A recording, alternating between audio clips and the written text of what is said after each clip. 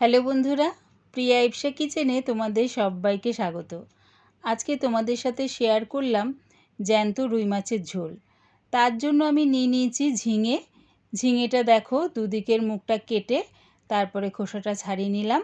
এরকম লম্বা টুকরো করে তারপরে ছোট করে চারফালি করে নিলাম। পটলটাও দেখো দুপাশের মুখটা একটু কেটে বাদ দিলাম। তারপরে একটু একটু খোসা রেখে একটুখানি করে খোসা ছাড়িয়ে নিচ্ছি। পটলটাও দেখো আমি 4 টুকরো করে নিলাম। এরকম লম্বা করে কেটে 4 টুকরো করে নিলাম। নিয়েছি মাঝারি সাইজের দুটো আলু।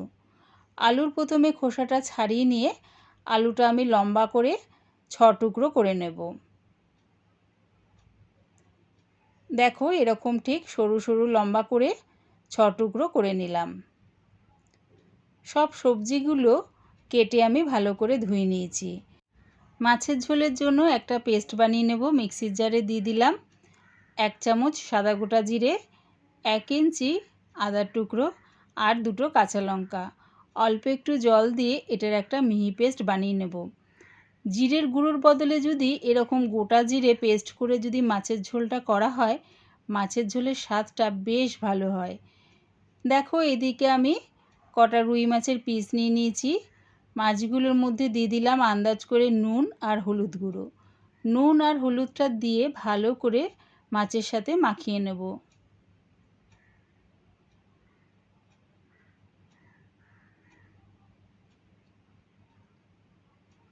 গ্যাসটাকে হাই ফ্লেমে রেখে একটা কড়া বসিয়ে দিলাম তার মধ্যে বেশ খানিকটা সর্ষের তেল। তেলটা ভালো মতন গরম হয়ে গেলে এবারে দিয়ে দেবো এর মধ্যে মাছগুলো। সবগুলো মাছ একেবারে দিয়ে ভাজবো না, যতটা কড়ার মধ্যে ধরে। দেখো আমার দুটো ধরেছে, তাই দুটো দিয়ে আগে প্রথমে ভেজে নেব। একদিকটা ভাজা হয়ে গেছে, আরেক দিকটা ভাজার জন্য উল্টিয়ে দিলাম। সবগুলো মাছ যদি একসাথে দিয়ে ভাজা হয় তাহলে মাছগুলো দেখবে ভেঙে যাবে, তাই অল্প অল্প মাছ দিয়ে ভেজে নামিয়ে নেবে।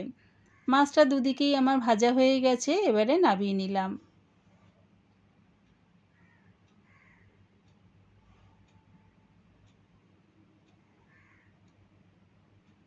আবারও আমি আর যে দুটো মাছ রয়েছে সেটা দিয়ে ভেজে নামিয়ে নিচ্ছি।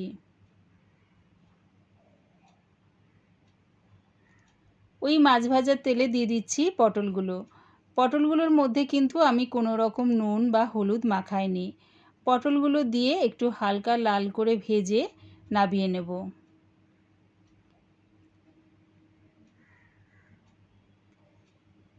ওই তেলের মধ্যেই ফোড়নের জন্য দিয়ে দিলাম কালো জিরে। যখন দেখবে ফোড়নটার থেকে সুন্দর একটা গন্ধ বেরোচ্ছে তখন দিয়ে দিলাম একটা বড় সাইজের পেঁয়াজ কুচি। পেঁয়াজটা দিয়ে হালকা লাল করে ভেজে নিলাম। এবারে দিয়ে দিলাম আলুগুলো। আলুটা দিয়ে হালকা লাল করে ভেজে নেব। এবারে দিয়ে দিচ্ছি ওই পেস্টটা, জিরে আদা আর কাঁচা লঙ্কার পেস্টটা।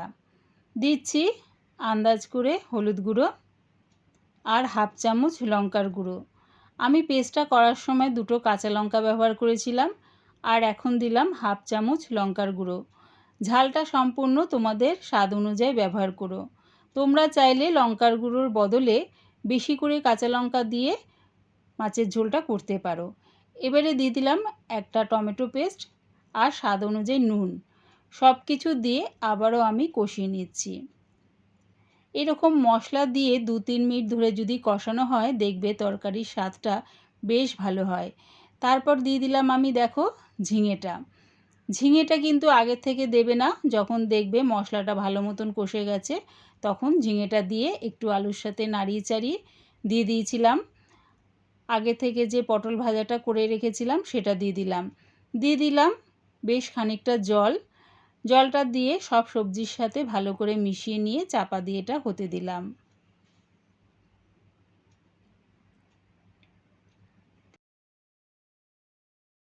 কিছুক্ষণ পর চাপাটা খুলে দেখে নিচ্ছি।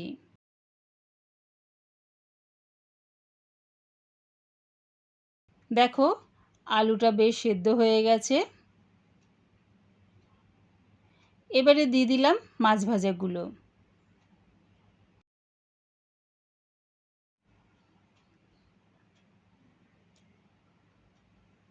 এবারে দিয়ে দিলাম ধনেপাতা কুচি। সব কিছু ঝোলের সাথে ভালো করে মিশিয়ে নিয়ে আরও 1 মিনিটের মতন ফুটিয়ে নেব।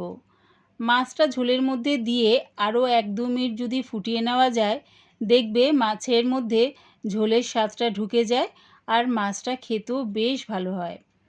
একবার আমার মতন করে এরকম গুঁড়ো জিরের বদলে যদি জিরে বাটা দিয়ে মাছের ঝোল বানিয়ে দেখো, কেমন হয়েছে কমেন্টের মাধ্যমে জানিও।